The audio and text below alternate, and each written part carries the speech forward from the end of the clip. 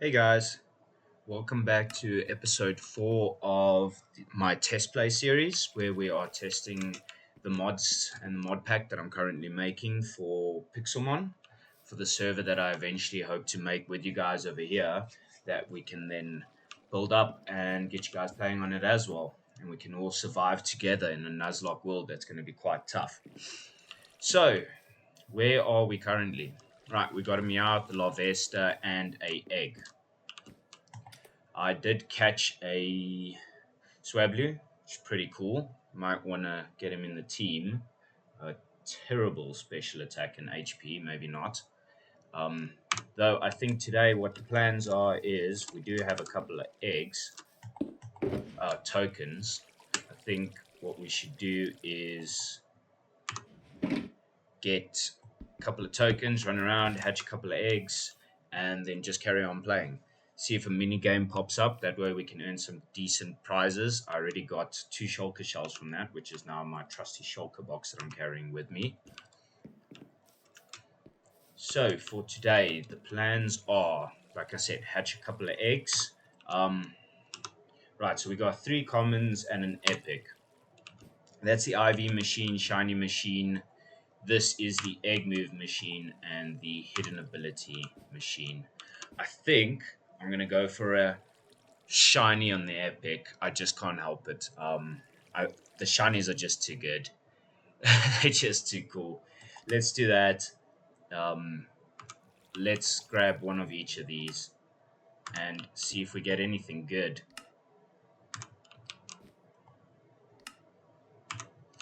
Oh, whoops, that egg's gone. Okay, well, that's fine. We already had an egg.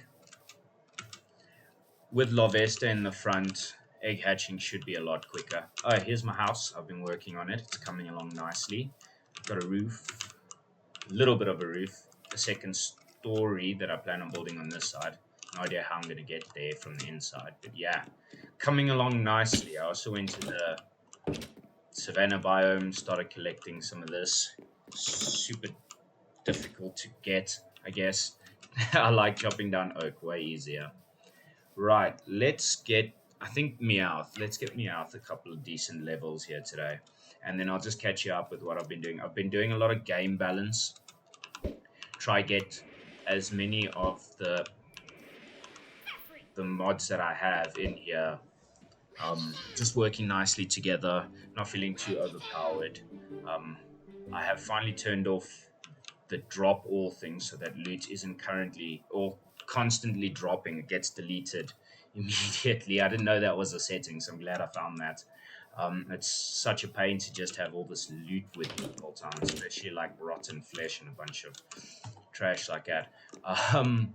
Right, so it's nearly night time.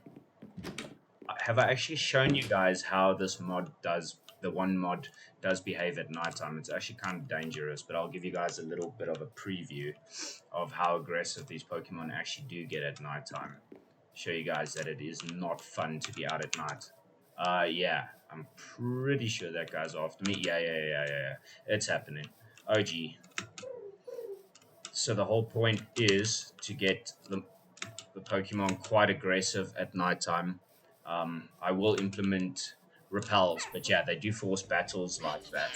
Furfru's definitely not a good matchup for Larvesta, especially if it's got thick fur. I don't actually know if that is an ability that it gets. It is, but that's one that doubles defense. But yeah, nighttime, no fun. Repels are going to be implemented so that they don't engage with you constantly when you got repels active. And I think what I was thinking about is maybe after like your second gym badge or something like that, you'll have more of a global repel that will stop lower level Pokemon with engaging with you at nighttime, just so that we can walk around at night and not get bombarded constantly. Eat some carrots. I got a lot of bread. I do need that. Hello, Cole.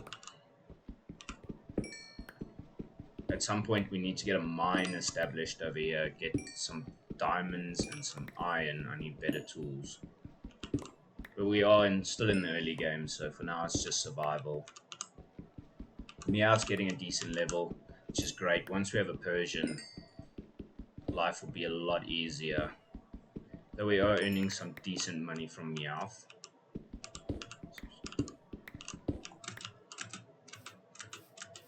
Obviously want to get Larvesta leveled up as much as possible, seeing as if I always have eggs in my inventory, having Larvesta be weak is probably not ideal.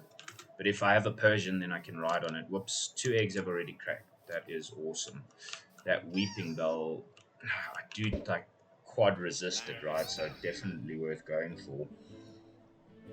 Let's see. I think I should actually check Larvesta's stats and see if I should be using Ember or... Okay, evasion, that's no big deal. If I should be using my physical moves or special moves. Yeah, that should be a decent amount of experience.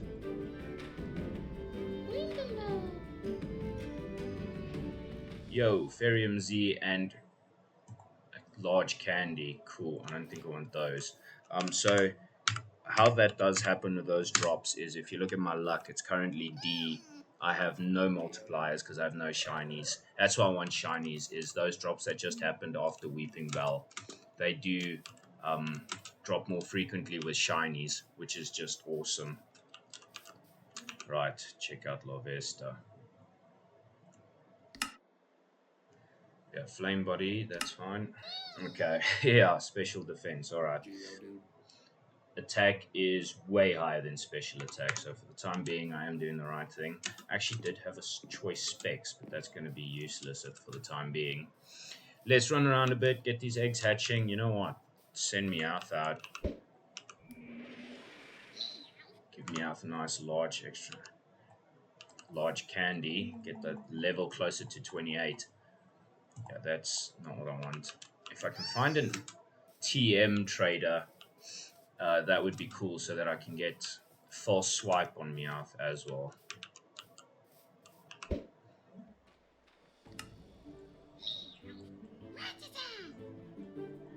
Thank you. I'll take that. You can keep your rotten flesh. It also does scale with levels, so the stronger the Pokemon are that you fight, the higher chance you have of getting like some of those better boss drops. And whoa, look at that epic token. I keep getting these epics. I'm way too lucky. That might need to be nerfed. We'll see when we're like testing with multiple people if the epic tokens are coming out way too frequently.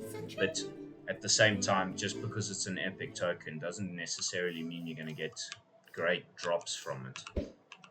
Oh, Caterpie, don't do this to me. Yeah, here we go again. It's like it knows. It's just bobbing and weaving, trying to evade.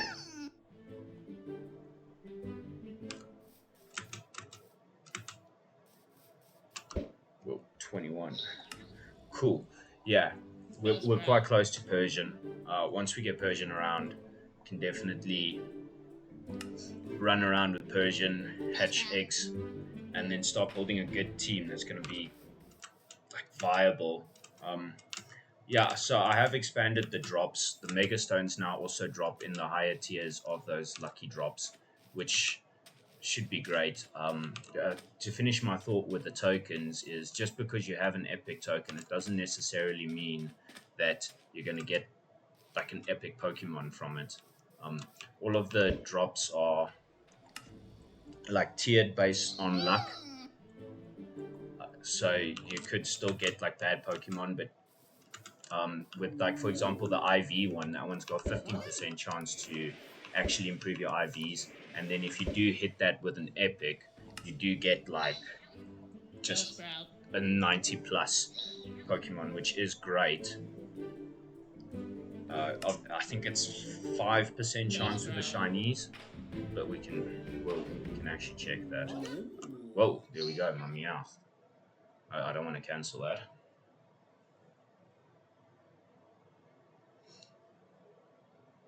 It's kind of happening a little bit off screen here.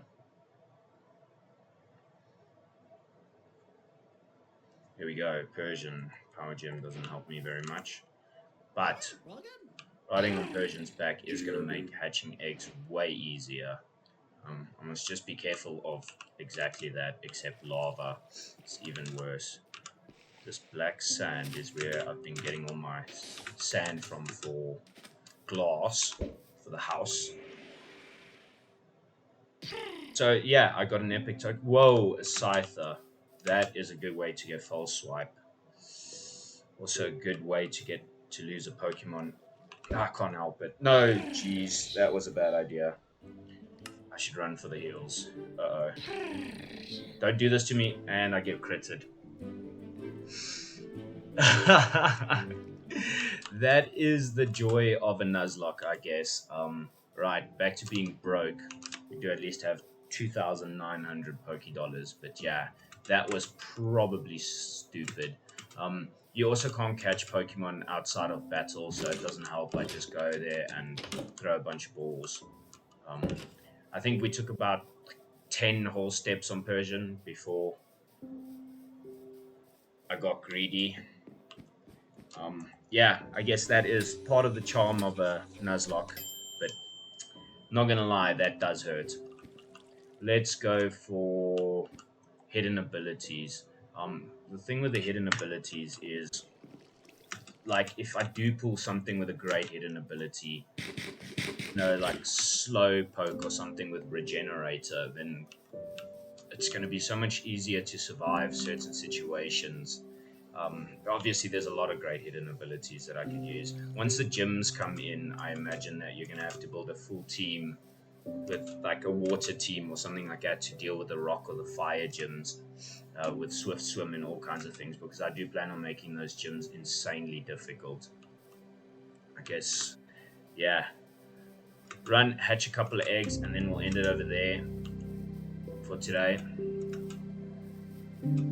I've also introduced, like, we were talking about the warp stones in the last episode and the way stones. So what I've done is I've made way stones that naturally spawn unbreakable. Those will be great for like exploration and stuff like that. And then it's from a pretty decent drop. You can get it, or from the loot that you get from one of the events. Oh, there we go. Here's a couple of those things from the mini games. Oh wow, that's wonderful. That's fantastic. Yeah, that's gonna be cool. Great. Welcome to the team. Okay, now we're hatching eggs. Like Lechonk, yeah, probably not. I want to see if it's thick fat. It doesn't look like I got any other boosts on that, unless that one is IV. But yeah, so the and then what you'll get is the waystones, which you can then craft into warp stones, which will be how you can have your personal warp stones and waystones around for if you do find a place that you want to farm at, something like that. But yeah, so that it's not going to be as easy to just move around the world freely. Exploration is a big part of the server. Obviously, I do want a way for us to be able to move around, and like the share stones, I think there'll be a couple of universal share stones where we'll be keeping a couple of Pokemon around, a couple of areas around, like the server home and the gyms will probably all be on share stones so that everyone has access to those from the server home. Oh, no. I've learned my lesson with you. Thanks, Moltank. Not falling for that one again. I already have to dig another grave. La Vesta. Oh, that leather's great for signs. Signs. They're not actually called signs, are they? What are they called? Item frames. Yeah. Alright, so I guess it is nighttime. Probably a good time to end it over here. We've taken one step forward and two steps back with losing Persian. Finding another Meowth is like top priority now. Though Poipole, if I can get it leveled up.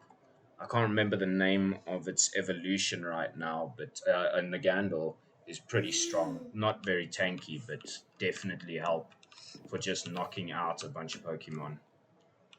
Alright, cool guys. Thanks for watching. I really appreciate it.